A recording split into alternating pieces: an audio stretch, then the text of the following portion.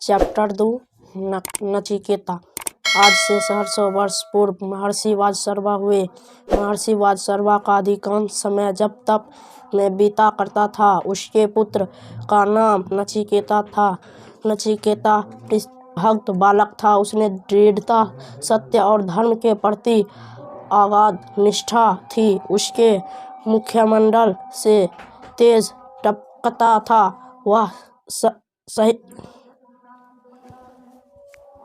वह सहिष्णु था। बालक नचिकेता ने इन्हीं गुणों के कारण पिता उसके अगाध स्नेह रखते थे। इस तरह नचिकेता पिता के लिए प्राणों से प्यारा बन गया था। एक बार वाजसर्वा की इच्छा सर्वमेघ यज्ञ करने की हुई। इस यज्ञ में आपका सब कुछ दान कर देने के बाद ही फल की प्राप्ति होती है। इस बात को महर्षि वाजसर्वा अच्छी तरह जानते थे। यही बात उन्होंने अपने पुत्र नचिकेता को भी बताई थी। नचिकेता साधु प्रवृत्ति का बालक था। पिता की इच्छा जानकर उसे बेहद खुशी हुई। यज्ञ के लिए शुभ तिथि निश्चित की गई।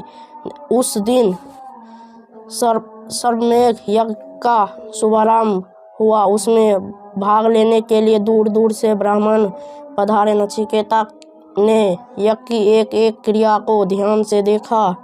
सभी क्रियाएं यथासमय पूर्ण होती गई। अंत में सिद्धहस्त ब्राह्मणों ने नारियल की पूर्णाहुति देकर उसे संपन्न किया। यज्ञ की समाप्ति पर महर्षि वाजसर्वा को अपना सब कुछ दान में दे देना था। ब्राह्मणों को अच्छा दान मिलने की पूर्ण आशा थी। यज्ञ की पूर्णाहुति के बाद महर्षि वाजसर्वा उठे। अग्नि देवता को नमस्कार करके वे अपनी गौशाला की ओर बढ़े। उनकी गौशाला में उनके अनेक बढ़िया गाय थी। वे सभी गायों को दान में देने का निश्चय कर चुके थे, परंतु गौशाला तक पहुँचते पहुँचते उनका मन लोभ से भर गया। वे गौशाला की कमजोर, बूढ़ी और दूध ना देने वाली गायों की छांटनी करके ब्राह्मणों को दान स्वरूप देने लगे। ब्राह्मणों को ऐसी दक्षिण की स्वप्न में भी आशा न थी।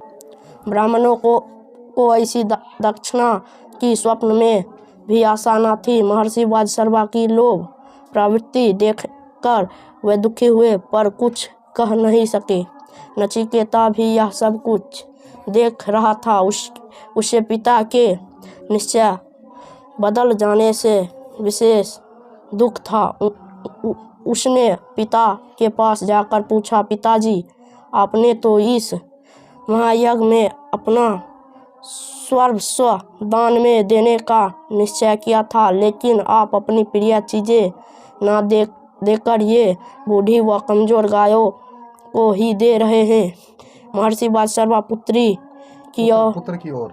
की ओर देखकर तनिक मुस्कुराए, पर बोले कुछ नहीं। वे वैसी ही गायों का दान करते रहे। अब नचिकेता से नहीं रहा गया। उसकी सहन शक्ति समाप्त हो रही थी। उसने निडरता पूर्वक पिता से कहा, पिताजी, आपकी प्रिय वस्तु तो मैं हूँ, मुझे आप किसे दान में देंगे? इतना सुनते ही महर्षि वाजसर्वा के अधरों की मुस्कान लुप्त हो गई। उसका स्थान क्रोध ने ले लिया। वे उसकी अवस्था में बोले, नचिकेता, मैं तुम्हें यमराज को दान में दूंगा। मैं इसे सहर्ष स्वीकार करता हूँ पिताजी। नचिकेता ने खुश होकर उत्तर दिया, मैं आपकी आज्ञा से यमराज के पास चला जाऊंगा, पर आप यज्ञशाला की सारी गाय ब्राह्मणों को दान में अवश्य दे दें। इसके बिना आपका सर्वमेघ यज्ञ निष्फल रहेगा। महर्षि वाजसर्वा के मुख से क्रोध में निकलता छोटा मुंह और बड़ी बात करता है। यज्ञ की मुझे चिंता होनी चाहिए, तुझे नहीं। तुम यमराज के पास जाओ, बाकी मैं स्वयं देख लूँगा। महर्षि वाजसर्वा क्रोधावेश में यह भी भूल गए कि नचिकेता उनका इकलौता पुत्र है। पिता की ओर से मिला हुआ आदेश प्रीत भक्त बालक के लिए बड़ा वाक्य था। उधर दृढ़ निश्चय नचिकेता ने एक क्षण भी खोना ठीक नहीं समझा। उसने पिताजी के चरणों को स्पर्श कर यमराज के पास जाने की अनुमति मांगी। अब महर्षि वाजसर्वा को होश आया कि उन्होंने क्रोधावेश में नचिकेता को यह क्या कह दिया। वे उसके दृढ़ निश्चय को अच्छी तरह जानते थे। वह इस बात से भी परिचित थे कि नचिकेता यमराज के पास जाए बिना मानेगा नहीं। फिर भी पिता का स्नेह उमड़ आया। उन्होंने पूछा, वत्स यमराज से परिचित हो? हाँ पिताजी, वे मृत्यु के देवता हैं, नचिकेता ने सहज स्वर में कहा। यमराज के विषय में इतना जानकर भी तुम उसके पास जा रहे हो? महर्षि वाजसर्वा ने समझाने का प्रयास करते हुए कहा, मृत्यु के मुख में पहुंचकर कोई नहीं लौटता वत्स्य। जानता हूँ पिताजी, नचिकेता ने कहा। पिता की आज्ञा ही मेरे लिए सर्वोपरि है। उसी ने मुझे निडर बना दिया है। आपके आशीर्वाद से मैं सब जगह आसानी के साथ पहुंच सकता हूं। फिर मृत्यु तो ऐसा सच है जिसे झुठलाया नहीं जा सकता। एक ना एक दिन सभी को उसके पास पहुंचना है। नचिकेता का तर्क न्यायसंगत था। उसके ज्ञान पर महर्षि वाजसर्वा को हर्ष भी हुआ और विक्षोभ पर शोक भी। वे पश्चात करते हुए बोले, वत्स, मैंने तो क्रोधवेश में ऐसा कह दिया था। मेरा मतलब यह नहीं था। किंतु तुम यमपुरी जाओ। अब मैं किसी कीमत पर भी तुम्हें यमपुरी जाने की आज्ञा नहीं दे सकता। नचिकेता ने अत्यंत विनम्र होकर कहा, आप तो यमपुरी जाने की आज्ञा पहले ही दे चुके हैं। अब कुछ भी कहना मेरे लिए निरर्थक है। मैंने आपकी आज्ञा पालन करने का संकल्प ले लिया है। अब तो उसे पूरा करने का अवसर प्रदान कीजिए और मुझे यमराज के पास जाने दीजिए। इसी में मेरा कल्याण है। नचिकेता की वाणी ने महर्षि वाजसर्वा को निरुत्तर कर दिया। उनका सौम्य चेहरा कुम्हला गया। उसने मस्तक पर विषाद की रेखाएं स्पष्ट दिखाई पड़ने लगी। नचिकेता को कहे वाक्य उन्हें शूल की तरह चुभने लगे। पिता की ऐसी अवस्था देखकर नचिकेता ने कहा, पिताजी, आपके स्वर्गमेघ यज्ञ की सफलता भी मेरी यमलोक की यात्रा में ही है। उसे पूरा करना मेरा धर्म है। धर्म पर चलने का आदेश आप अवश्य देंगे। नचिकेता की ज्ञान भरी बातों के आगे महर्षि निरुत्तर हो गए। उन्होंने अश्रुपूर्ण नेत्रों से अपने इकलौते पुत्र नचिकेता को विदाई दी। नचिकेता पिता को नमस्कार करके यमपुरी की ओर प्रस्थान कर गया। वह दिन रात चलता रहा। उसे यमपुरी पहुंचने में कई दिन लगे।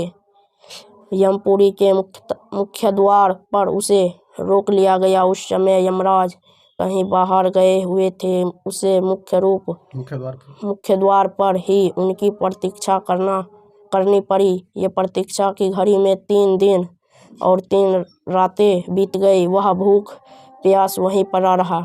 अंत में यमराज लौटकर आए। अपने मुख्य द्वार पर ऋषि कुमार को देखकर चिंतित हो उठे। फिर उसका परिचय जानने के उद्देश्य से पूछा, तुम कौन हो?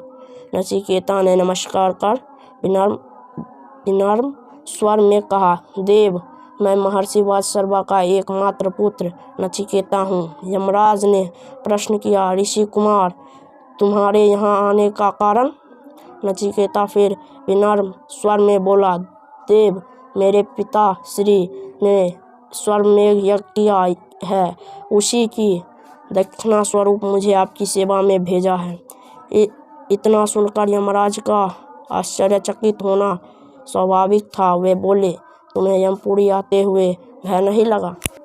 नचिकेता ने सरलता के साथ उत्तर दिया, देव, भय कैसा? मेरी दृष्टि में मृत्यु तो सबसे बड़ा वरदान है। जब इंसान की देह उसका साथ देना छोड़ देती है तब मृत्यु ही उसे कष्टों से मुक्ति दिलाती है। इसलिए इस मुक्ति दात्री को मैं भय का कारण नहीं मानता। मैंने तो सदैव इसे वरदान स्वरूप में ही स्वीकार है। बालक नचिकेता की बातें ज्ञान और रहस्य से भरी हुई थी। इतनी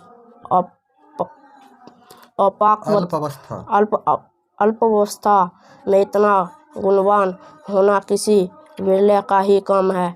इसलिए यमराज को और भी ज्यादा आश्चर्य हुआ। वह बालक की ज्ञान भरी बातों से प्रभावित होते जा रहे थे। कुछ क्षण रुककर उन्होंने पूछा, नचिकेता, तुम 3 दिन से भूखे प्यासे मेरे द्वार पर पड़े हुए हो। इस बार नचिकेता मौन रहा। उसने यमराज के इस प्रश्न का उत्तर नहीं दिया। यमराज ने उसके आतिथ्य का पूरा प्रबंध कर दिया और खा पीकर विश्राम करने के लिए कहा। बालक नचिकेता ने यमराज का आतिथ्य स्वीकार कर लिया। वह खा पीकर विश्राम करने लगा। अगले दिन जब वह सोकर उठा तो उसे यमराज ने बुलाया। उसके आने पर यमराज ने कहा, ऋषि कुमार, हम तुम्हारे ज्ञान, भक्ति और कर्मनिष्ठा से बहुत प्रसन्न हैं। इस उपलक्ष्य में तुम हमसे 3 वरदान वर मांग सकते हो। देव, मैं तो दक्षिणा स्वरूप आपके पास भेजा गया हूँ, नचिकेता ने विनम्र स्वर में कहा। फिर आपसे वर कैसे मांग सकता हूँ? बालक नचिकेता की अन्याय संगत बात सुनकर यमराज बोले, कोई बात नहीं बालक, तुम निसंकोच होकर वर मांगो। इस पर नचिकेता ने कहा, देव, पहला वर तो यह दीजिए कि पिताश्री का मुझ पर से क्रोध शांत हो और उन्हें स्वरमेघ यज्ञ का सुफल प्राप्त हो। तथास्तु, यमराज के मुख से निकलता। और दूसरा वर, नचिकेता ने फिर कहा, देव, जिस विद्या से भय उत्पन्न न हो वह मुझे प्राप्त हो। तथास्तु, यमराज ने कहा। और तीसरा वर, नचिकेता बोला, देव, आपका सर्वज्ञाता है, आप मुझे आत्म का रहस्य समझाए। इतना सुनकर यमराज सोच में पड़ गए। बोले, नचिकेता, अभी तुम बहुत छोटे हो। आत्मा का रहस्य जानना तो ध्यानी मुनियों के वश की भी बात नहीं है। तुम और कोई तीसरा वर मांग सकते हो। देव, मुझ पर तो आत्मा का ही रहस्य प्रकट करने की कृपा कीजिए। नचिकेता ने फिर कहा, इसके अलावा मुझे और कुछ जानना शेष नहीं है। विवश होकर यमराज को नचिकेता को आत्मा का रहस्य बताना पड़ा। नचिकेता आत्मा के रहस्य को जानकर वापस पृथ्वी पर लौट आया। पिता वात्सर्वा पुत्र को पाकर बहुत प्रसन्न हुए। बालक नचिकेता का नाम आत्मज्ञानी के रूप में अमर हुआ।